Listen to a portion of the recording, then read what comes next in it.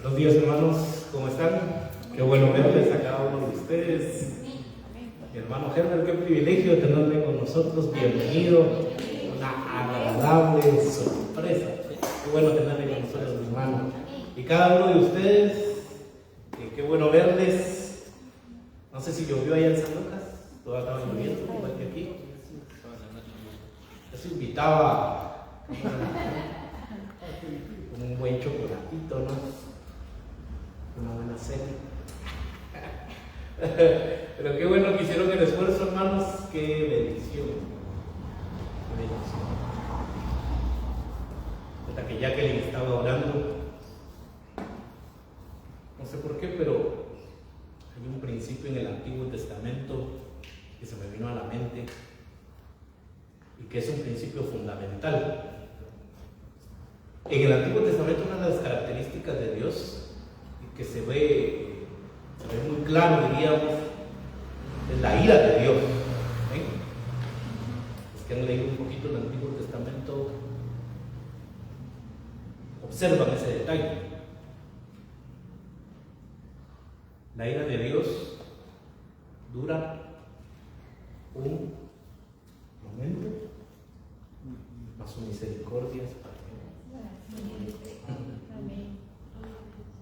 mas su misericordia es para siempre. No se me olvide esa promesa. Vamos de pie, por favor. Vamos al Evangelio de Mateo. Evangelio de Mateo. Y vamos al capítulo 10. Cuando lo tengan me pueden dar un fuerte amén. Amén. Amén. Y vamos a leer del versículo 1 al 4. Entonces, llamando a sus 12 discípulos, ¿les dio qué, hermanos? Les dio autoridad sobre los espíritus inmundos para que los echasen fuera, para sanar toda enfermedad y toda dolencia. Los nombres de los 12 apóstoles son estos. Primero, Simón, llamado Pedro, y Andrés su hermano, Jacobo, hijo de Zebedeo, y Juan su hermano, Felipe, Bartolomé, Tomás, Mateo. ¿Se acuerdan? El publicano, interesante cómo lo describe. Mateo, el publicano, Jacobo, hijo de Alfeo, Tebeo, por sobrenombre Tadeo, Simón, el cananista, y Judas Iscariote, el que también le entregó.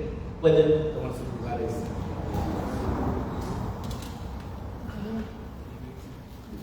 Hace 8 hablamos y reflexionábamos sobre que las mies es mucho, mas los obreros son pocos. ¿Y qué debemos de hacer nosotros? Orar para que Dios envíe sus obreros. Aleluya. Necesitamos obreros. Hay mucho trabajo, pero los obreros son pocos. Y aquí se está desarrollando entonces el tema de la misión de la iglesia. Hemos visto, y algo maravilloso es que la misión de Jesús ahora ya está bien establecida. Se ha anunciado su mensaje central, el arrepentimiento de las personas, que las personas que vienen a Él se arrepientan. Llama a sus primeros compañeros, articulando su patrón de discipulado, la enseñanza tan importante que es el sermón de la montaña, capítulos 5, 6 y 7. Se han puesto, hermanos, ya las bases, la enseñanza ya está colocada, la gran importancia, hermanos, de la enseñanza, ya está el sermón de la montaña, ya lo observamos, ya Jesús entonces colocó estas bases. Jesús, hermanos, ha demostrado su poder también autoritativo. No estamos hablando de un profeta más, de un sabio, de un filósofo, sino que al contrario, ¿quién es este hombre? ¿Verdad? ¿Quién es este hombre que aún hasta le obedecen. ¿Quién es este hombre? Y demuestra, hermanos, su poder autoritativo. Y lo hemos visto sobre la naturaleza, sobre la enfermedad y sobre los espíritus inmundos. Porque este es un hombre con autoridad. Es, hermanos, Jesucristo. Ahora, es el momento entonces, ha llegado, el momento de expandir su influencia enviando a sus discípulos. Ahora esto es maravilloso, porque envía a sus discípulos con el mismo mensaje, pero también con el mismo poder. Aleluya. Maravilloso, ¿no? Aleluya. A veces hay personas que son envidiosas. Te voy a compartir algo, pero no se lo voy a dar todo, ¿no? Tampoco. Jesús, hermanos, le da autoridad a sus discípulos para que lleven el mismo mensaje, pero también, hermanos, el mismo poder, porque se está formando también una oposición. Jesús le enviará primero, y esto es interesante, porque están enviados primero al pueblo de Israel, por su primacía en la historia de la salvación. Pero además los preparará para una misión, hermanos, que no solo se va a quedar en Israel, sino que será una misión mundial que va a transformar y que va a impactar literalmente al mundo entero. Amén. Yo no sé si lo llegaron a entender los apóstoles, estos discípulos. ¿Qué van a hacer 12 hombres? Estamos aquí, hermanos. ¿Qué van a hacer 12 hombres? No se imaginaban probablemente el impacto, hermanos, mundial, y que hasta lo último de la tierra, creo que un día lo hablamos con mi esposa, pero en ese tiempo, ¿cuál era lo último de la tierra? Es decir, nuestro pensar en eso. Algunos creen que de repente España era lo último de la tierra, algunos de repente consideraban África, la India, lo último de la tierra. Nosotros, hermanos, ni aparecíamos ahí, ¿no? Nuestro continente. Pero probablemente eso era lo último de la tierra. Y hoy, hermanos, nosotros hemos sido alcanzados por ese maravilloso evangelio.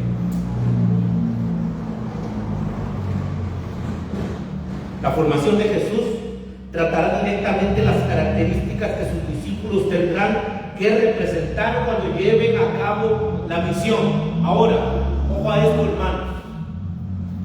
¿Cuál es la misión de la iglesia? Y cuando me refiero a la iglesia, ¿quién es la iglesia? Somos nosotros. Bueno, y aquí hemos sido llamados, hermanos. Estamos aquí, estamos despiertos. Los escucho.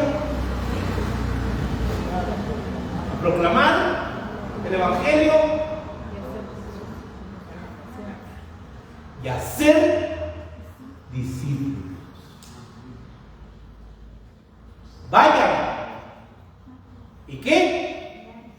Y hagan discípulos. Eso no se nos olvida. ¿Ha hecho usted discípulos? ¿Está siendo usted discípulo?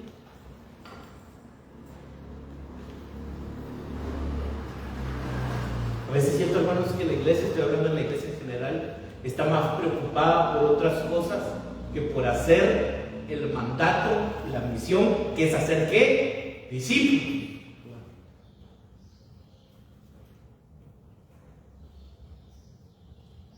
En respuesta a la oración, pidiendo que el Señor de la cosecha enviara obreros a su obra, a su campo, Jesús llama, hermanos, a 12 discípulos a venir a Él. Lo que señala el mayor de los indicios cristológicos de la identidad divina de Jesús. Aunque es la primera vez que Mateo menciona de forma explícita, porque aquí se menciona de una forma explícita estos 12 hombres, la manera informal en la que son presentados sugiere que se había convertido con anterioridad un grupo reconocido. Y a estos hombres, hermanos, habían decidido seguir a Jesús, unirse entonces a su misión, unirse, hermanos, al proyecto de Jesús. Hasta este punto del relato, Mateo, hermanos, solo ha presentado a 5 de los discípulos mencionados. Conocemos a Pedro, ya lo hemos visto, Andrés, Juan, Jacobo y Mateo. Pero aquí, hermanos, ya se menciona a todo el grupo. Se menciona a los 12 hombres. Marcos y Lucas nombran a 12 en el contexto de su llamado, mientras que Mateo lo hace en el contexto de la misión encomendada. Hay una misión, hay que trabajar, hay que poner entonces manos a la obra. Yo le decía hace 8 días, hermanos, lo maravilloso de Jesús es no solo un liderazgo o alguien, hermanos, que daba órdenes, hagan esto y el otro, sino que es alguien, hermanos, que también se ensucia las manos, que está trabajando y que ahora llama entonces a sus discípulos para que juntos puedan trabajar. Aleluya. Los miércoles hemos estado estudiando y estamos, hermanos, en la vida de David. Pero si algo me gusta de David es que regularmente él iba, hermanos, al frente de ¿qué? De las batallas.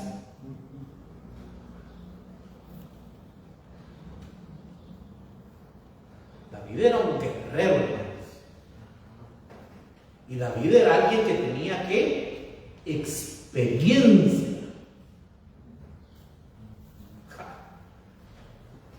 No sé si se acuerda de los valientes de la Biblia.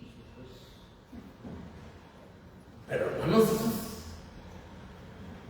a unos dice una forma de que se le quedó pegada, ¿no? La espada.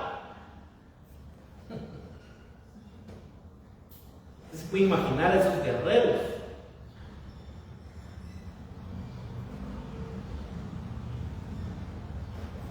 Los 12 tienen un objetivo significado en la historia de la salvación. Cuando pensamos en 12, hermanos, y pensamos en el Antiguo Testamento, ¿qué podemos pensar? Las tribus, 12 tribus, 12 patriarcas. El número 12, hermanos, tiene un significado interesante. Y ahora Jesús llama ¿a qué? A 12 hombres.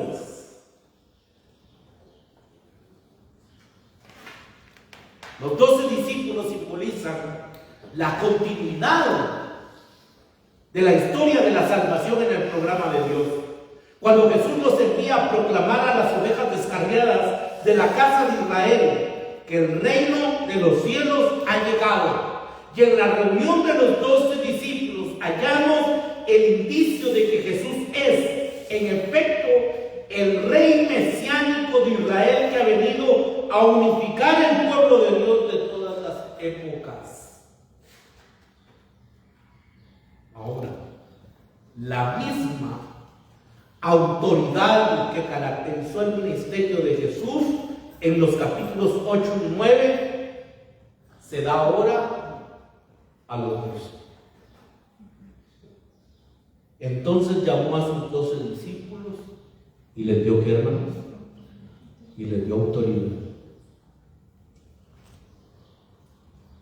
Y les dio autoridad.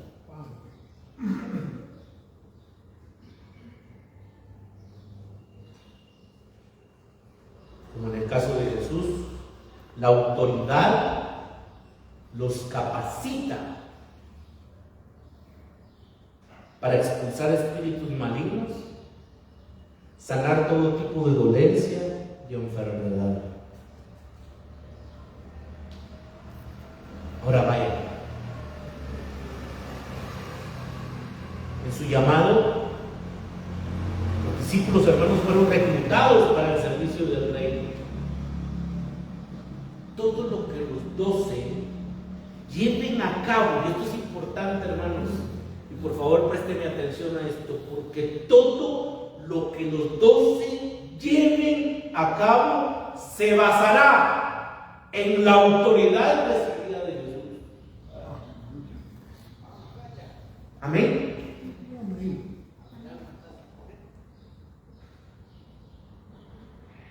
A usted el jefe lo llama y le dice, por favor, anda con aquel grupo y le decís esto y esto y esto. Y usted va, la saca el pecho, hermano. ¿Porque qué? ¿Quién lo mandó? El jefe. ¿Quién le dio autoridad? Mucha, el jefe dice, porque mandé a alguno. ¿Y a vos quién te mandó? A mí me mandó el jefe. Y si querés le puedes ir a preguntar. Él dio que autoridad. Y en este sentido, hermanos, Jesús le está dando autoridad a sus discípulos, a sus apóstoles, para que vayan y que sanen toda enfermedad, para que echen fuera a los espíritus inmundos. Los discípulos, y quiero que me presten atención a eso, porque los discípulos de cada era del siglo XXI solo hallarán su propia autoridad sometiéndose a Jesús. Se lo vuelvo a repetir. Los discípulos de cada era solo hallarán su propia autoridad, ¿sí que, hermanos? Si nos sometemos a Jesús. No hay otra manera. Si usted y yo no nos sometemos a la autoridad de Jesús, estamos en serios problemas. Estamos aquí, hermanos. Si queremos tener esa autoridad, tenemos que estar bajo el mando y bajo la autoridad de ¿quién? De Jesús. Nos tenemos que someter a su autoridad. El jefe, hermano, no va a tener confianza a aquel empleado que es rebelde, revoltoso, que es irresponsable. Regularmente, hermanos, el jefe le tiene la confianza a aquel que se somete, lógicamente, a su autoridad. Nos tenemos entonces que someter a Jesús. En su llamado, los discípulos fueron reclutados, hermanos, para el servicio del reino. En la instrucción que se les impartió en el Sermón del Monte, ellos aprendieron a vivir la vida del reino. Jesús ya explicó cómo se debe de vivir la vida del reino. Ahora, cuando se les encomienda la comisión, los discípulos, hermanos, salen con poder y el mensaje del reino. Aleluya. Llevan el mensaje del reino, pero acompañados, hermanos, de poder.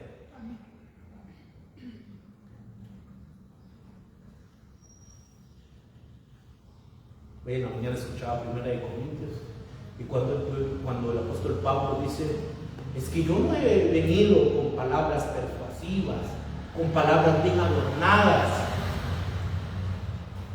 Yo he venido con el poder del Evangelio. Eso es lo que necesitamos, amén. El poder de Dios. Tal vez, hermanos, no somos tan elocuentes, no somos tan buenos para hablar en público. Pero, hermanos, si tenemos el poder de Dios, aleluya.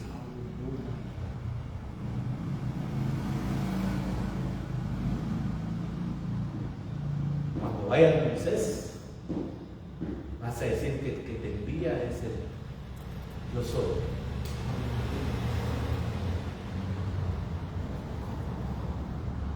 Es el que te envía.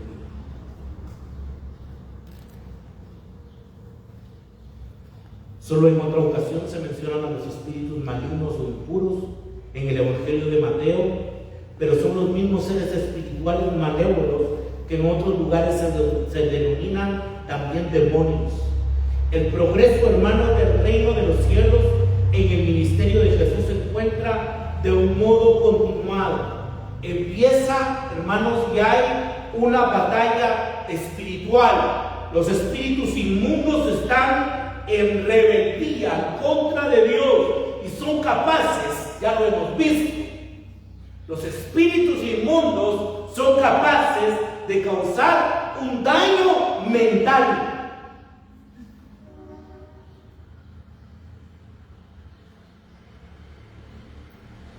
¿No es cierto, hermanos, que a veces nuestro peor enemigo está aquí?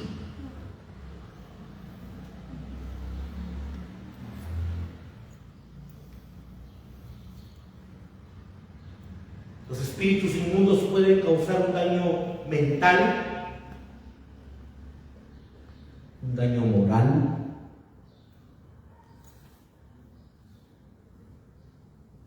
hermanos. Hoy estamos viviendo tiempos muy difíciles, donde si a alguien se le ocurre ser un perro, es un perro.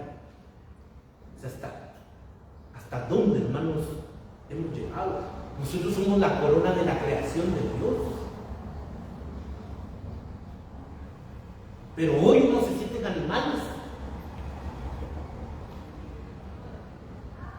¿El daño qué? Moral. Y uno dice, ¿y quién crea todos esos sistemas de pensamiento? ¿Quién está detrás de? ¿Quién está detrás de, hermanos, del adoctrinamiento de nuestros niños, de nuestros adolescentes, de nuestros jóvenes? ¿Quién es la mente maestra de todo eso?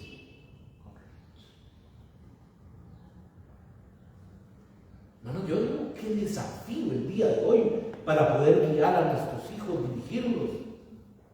Porque ahí está el celular, educándonos, adoctrinándonos todo el día. Que como molesta, ¿va? Dejen el celular.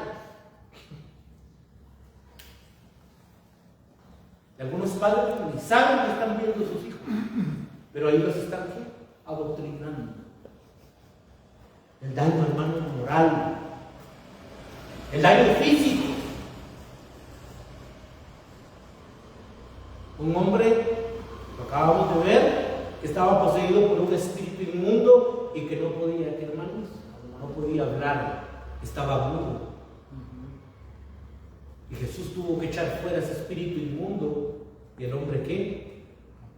Habló. El daño mental, moral, físico en los humanos. Los endemoniados son al mismo tiempo sanados de otras enfermedades. Y la expulsión de los demonios indica, hermanos, que se ha comenzado el tiempo del juicio de Dios sobre el dominio del mal en este mundo. Los discípulos también son apóstoles aquí. El término apóstol tiene un significado considerablemente diferente del de discípulo. En este último designa cualquiera que ha creído a Jesús. Me estoy refiriendo, hermanos, a los discípulos. Cualquiera que ha creído en Jesús y que le ha entregado su vida es un discípulo. Mientras que un apóstol señala a aquel a quien se le ha encomendado ser su representante. Este es un indicio del papel a desempeñar por los 12. Como discípulos son ejemplos de lo que Jesús realiza en los creyentes. Como apóstoles son apartados como líderes dentro del nuevo movimiento. Ellos son los líderes, ellos son los apóstoles porque son los líderes, hermanos, que Jesús ha designado. Es más, en esta señal de que los 12 se convertirán en el ministerio terrenal histórico de Jesús cuando sean enviados como discípulos de Israel, hasta el momento de su ministerio tras la ascensión, cuando se le envía como apóstoles a las naciones.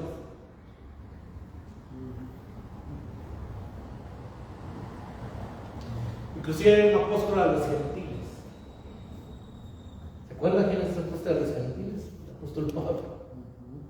Como un abortivo, dice, ¿verdad?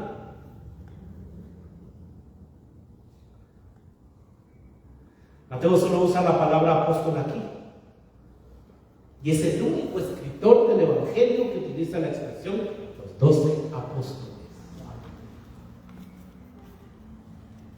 Apóstol, hermanos, también tiene significados estrictos y amplios en el Nuevo Testamento. En un sentido estricto, espero darme a entender en esto, hermanos. En un sentido estricto, solo existieron 12 apóstoles. Y Pablo. ¿A qué me refiero a eso? En un sentido estricto es que estuvieron con Jesús. Así se me voy a entender. Palparon a Jesús, convivieron con Jesús. Algunos de ellos escribieron libros sagrados que nosotros hoy los consideramos, hermanos, palabra de Dios. ¿Estamos aquí, hermanos?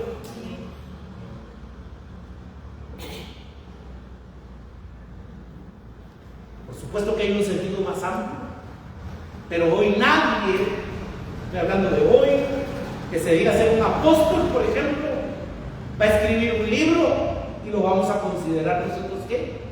Palabra de Dios, jamás. Y decirlo vamos, sí, ahora como lo escribió el apóstol tal, lo vamos a agregar a nuestra Biblia. Ese es en un sentido ¿qué? Estricto. Nadie puede agregar a la palabra de Dios y mucho menos pensar que es palabra divina. Eso es en un sentido estricto. Es el habitual que alude a los representantes autoritativos, especiales y elegidos por Jesús para desempeñar un papel fundacional en el establecimiento de la iglesia. Pablo lo dice, que ellos pusieron, hermanos, los fundamentos. El fundamento es Cristo. Ya no se puede poner otro fundamento. Por lo general, Pablo utiliza el término para referirse a los 12, pero se incluye entre ellos como el apóstol especial para los gentiles. En el sentido más amplio, y aquí sí se puede extender, hermanos, el sentido del apóstol, que es enviar, eso es lo que significa, apóstol, enviar, y por lo tanto puede significar simplemente un mensajero.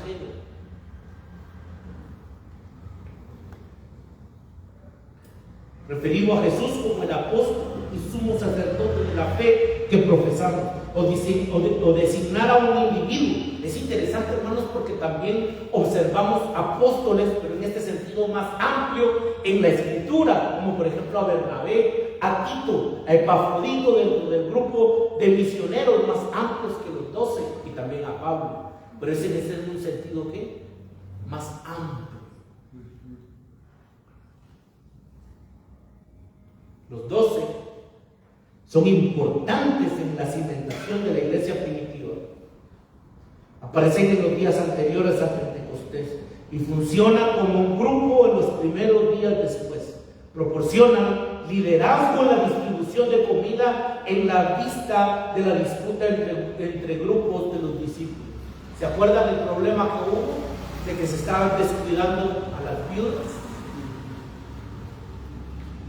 Y los discípulos entonces los apóstoles tuvieron que designar, es decir, nosotros nos podemos dedicar a todo, ¿no? Vamos a escoger hombres llenos del Espíritu Santo de Dios para que se ocupen de este asunto.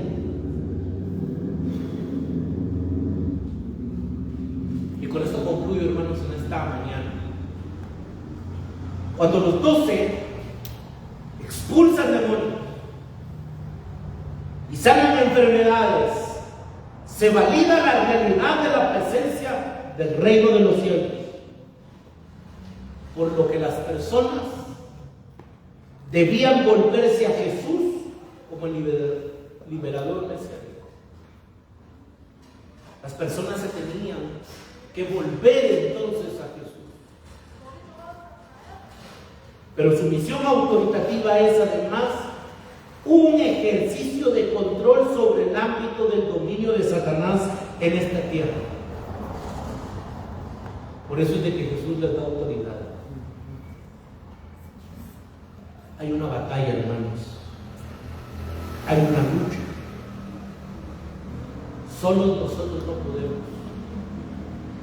Necesitamos de la autoridad de nuestro Señor Jesucristo. Ha dejado de ser Satanás, ha dejado de ser el gobernador indiscutible de este mundo. Con la llegada de Jesús se ha encontrado con la horma de su zapato en masas.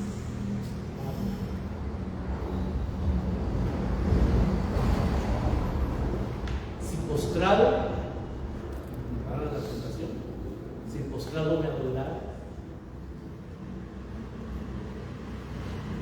podría dar corrientes. Escrito está en Jesús, ¿no? Señor tu Dios adorarás solo a Él. Las fuerzas malignas de Satanás son sometidas del mismo modo cuando los emisarios de Jesús salen con autoridad para llevar libertad a los cautivos.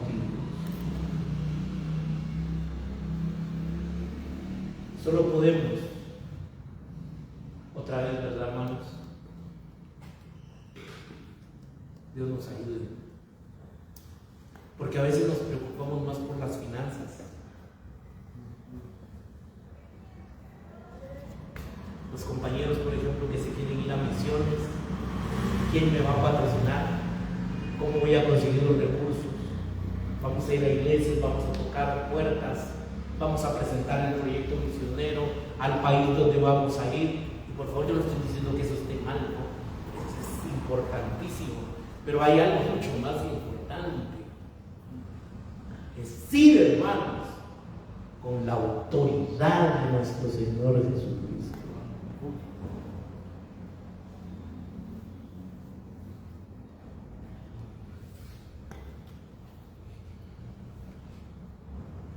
Hace años conocí una misionera que estaba allá en Oriente, mujer, sola, soltera. Dije, qué valentía esta mujer estar ahí, en una aldea. Pero cuando ella llegó, hermanos, la comunidad no estaba para nada contenta. No la quería. Y el plan era darle. Y un día ella nos contó, hermanos, de que ella iba solita, fue a predicar, a discipular a un grupito de hermanos.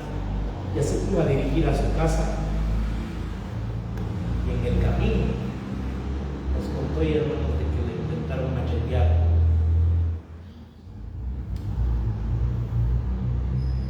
Pero aquellos hombres que le intentaron machetear vieron algo, vieron a alguien, que se asustaron y salieron corriendo.